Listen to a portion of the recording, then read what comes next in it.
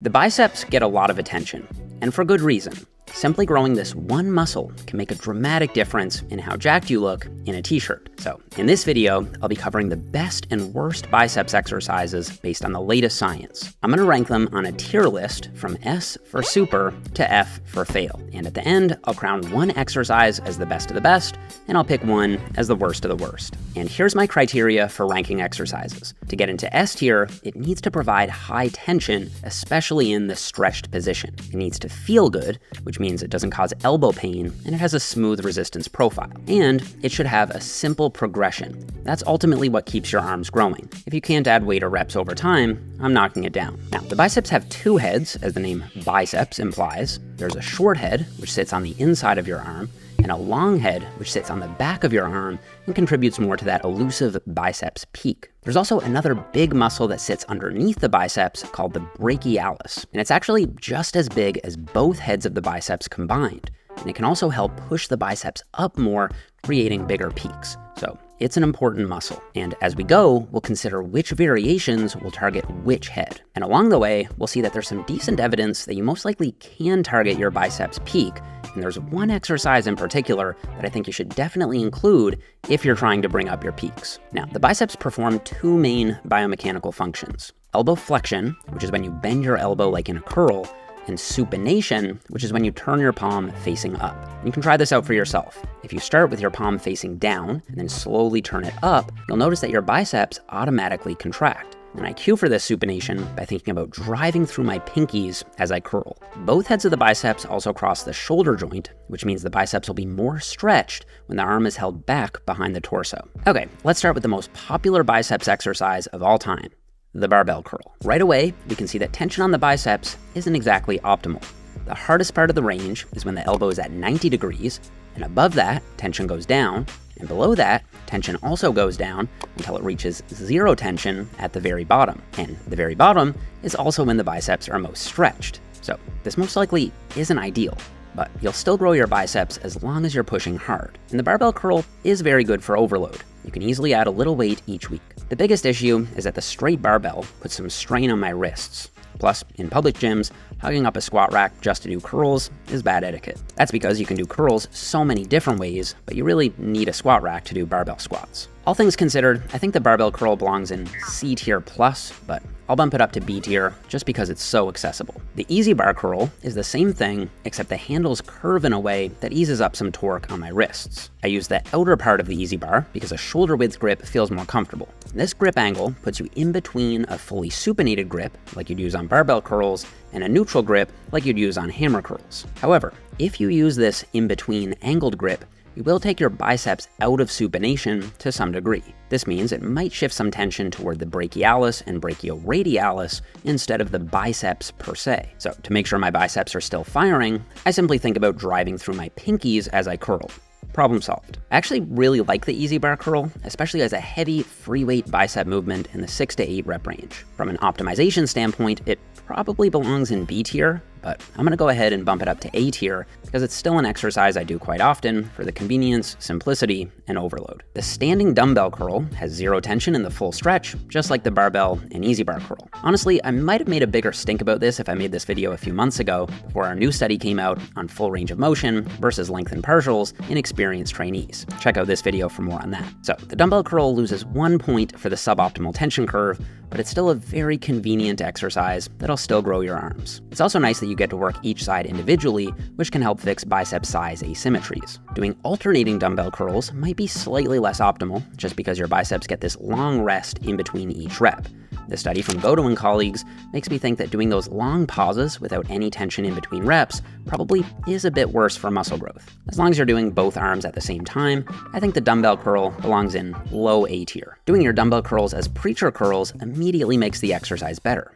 That's because by angling your upper arm, you actually pull more tension into your biceps in the stretched position. And even though your arm is out in front of you, you still get a pretty good stretch here as long as you go all the way down.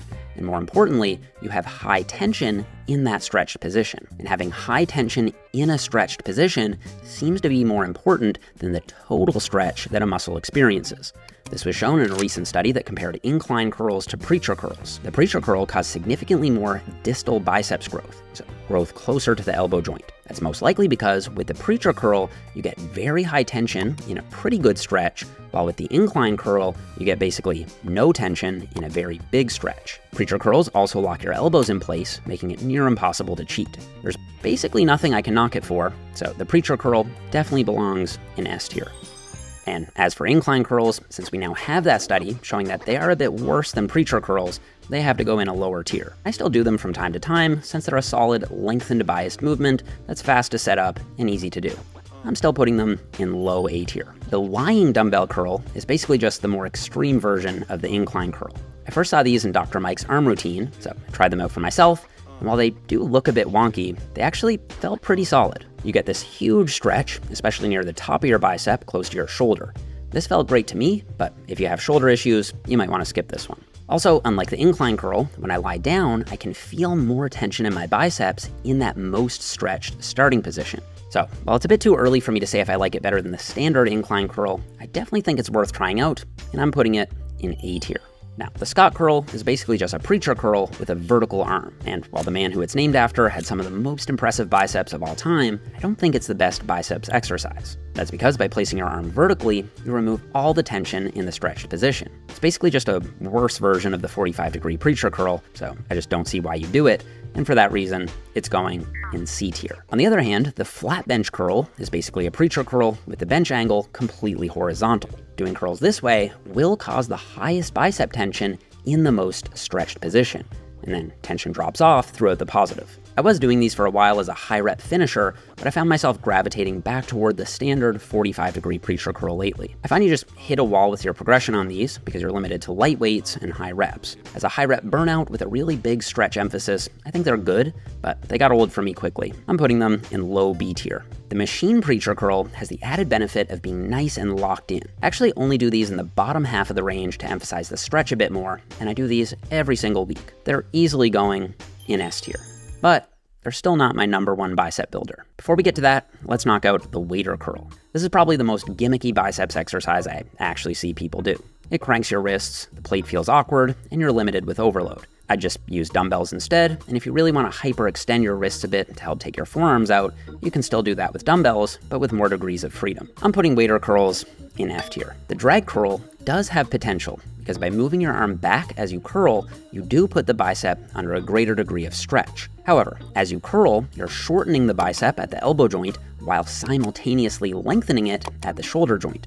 This means that the total biceps muscle length doesn't actually change much throughout the range of motion. It's kind of similar to how the total hamstrings muscle length doesn't change much on a squat. And we know that squats don't grow the hamstrings very well. So even if there's no direct science on it, I still think the drag curl wouldn't grow the biceps as well as a more standard dumbbell curl. It's going in C tier. The spider curl is the other overrated exercise. By shifting your arms forward in front of your body, you're putting your biceps in a very shortened position. So at no point in this range of motion will your biceps experience a high degree of stretch. The dumbbells can also annoyingly hit the bench and throw off your groove, so spider curls are going in C tier. Okay, chin-ups. If you look at these from a side angle, you can see that there's actually a pretty solid range of motion at the elbow joint. And out of all the back exercises, I do think these will grow your biceps the most. However, because so much of your back musculature is also involved, it's unlikely that your biceps will be the limiting factor. And so, while they clearly will grow your biceps, especially as a beginner, I don't think they're as good as most isolation exercises. That said, because they're so accessible, all you need is your own body weight, I'm still putting them in B tier. Okay, let's have some fun. 21s are a sort of bro exercise where you do 7 reps in the bottom half, then 7 reps in the top half, and then you finish with 7 full range of motion reps. This is a fun way to challenge your arms, but I just don't think it's in the right order. Traditional 21s has you hit the lengthened part first, which is probably the most anabolic, then you hit the shortened part, which is the least anabolic, and then the full range of motion last. So the order is long, short, full. I think it's a lot smarter to do these short, then full, then long.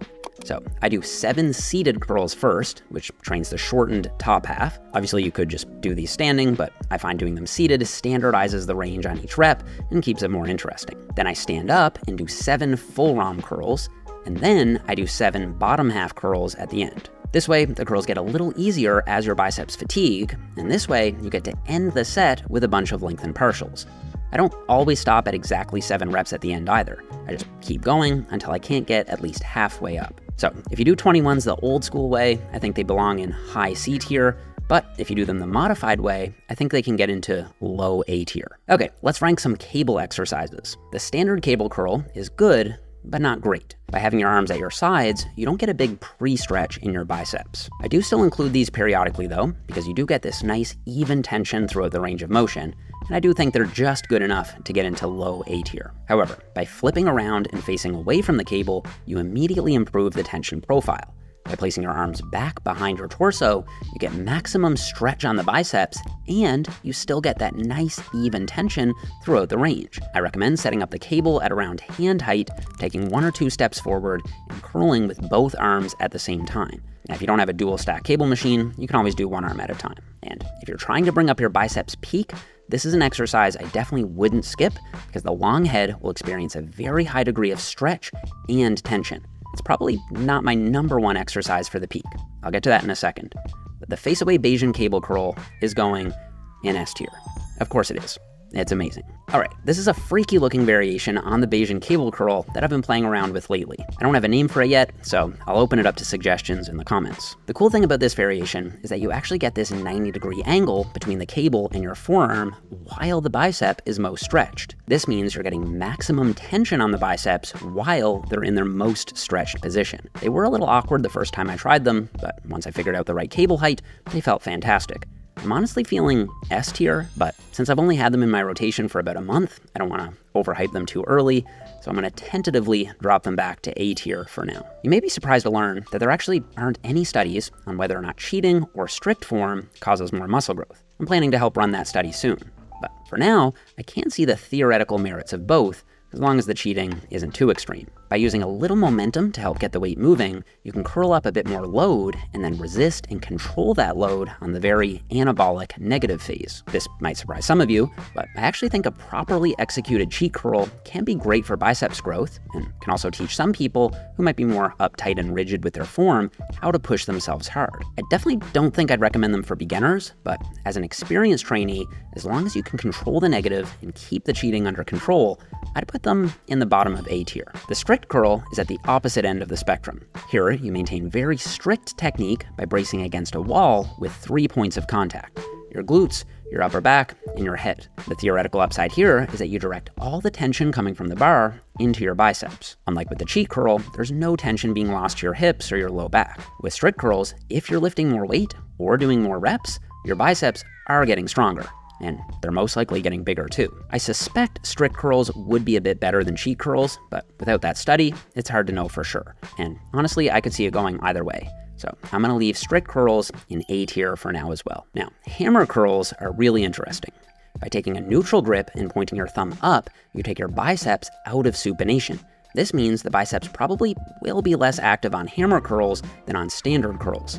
However, remember, there's this other big muscle that sits directly underneath the biceps called the brachialis, and the brachialis will be very active on hammer curls. That's because all it does is bend the elbow. It can't contribute to supination at all. So by performing hammer curls, you might shift some tension away from the biceps and toward the brachialis. And since the brachialis can push the biceps up more, that should enhance the appearance of bicep peak.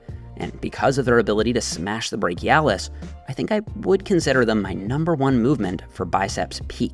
Now, obviously you can't change the genetic structure of your biceps, and there's honestly no hard science on this, but it does make sense to me that as you grow your brachialis bigger, the shape of your bicep should become more peaked, even if just a little. Of course, dumbbell hammer curls have the same tension issue as all the free weight standing curls, so they're not quite good enough to get into S tier, but they definitely do belong in A tier. That said, if you do your hammer curls while braced against a preacher bench, you instantly improve the resistance profile. And so hammer grip preacher curls are going in S tier. Inverse Zotman curls are where you do a hammer curl on the positive and then a standard supinated curl on the negative. This means you get the advantage of hammer curls on the positive for the brachialis, and the advantage of supinated curls on the negative for the biceps. These also can help overload the biceps on the negative with a bit more load, since you're generally able to curl more weight up with a hammer grip. And since your biceps are stronger on the negative, I think that's a smart pairing. Inverse Saltman curls are going in high A tier. And if I had to pick just one exercise as the best of the best,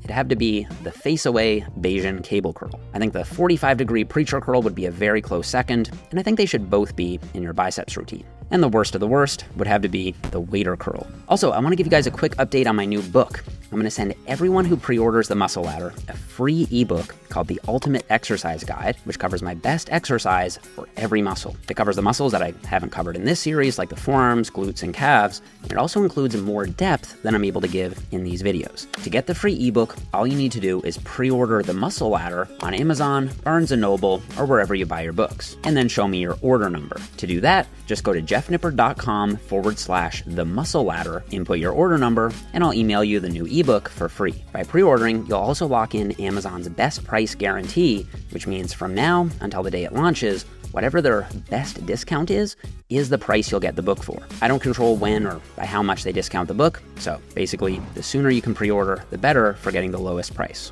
Oh, and anyone who's already pre-ordered, I will be sending you the free ebook to your email as well. All you have to do is go to jeffnipper.com/the muscle ladder and input your order number and email. All right, that's it for this one, guys. Don't forget to subscribe so you don't miss that new study I'm doing on strict form technique versus cheating technique. I'll definitely do a video on that once the study is up and running. Don't forget to leave me a thumbs up if you enjoyed the video, and I'll see you guys all here in the next one.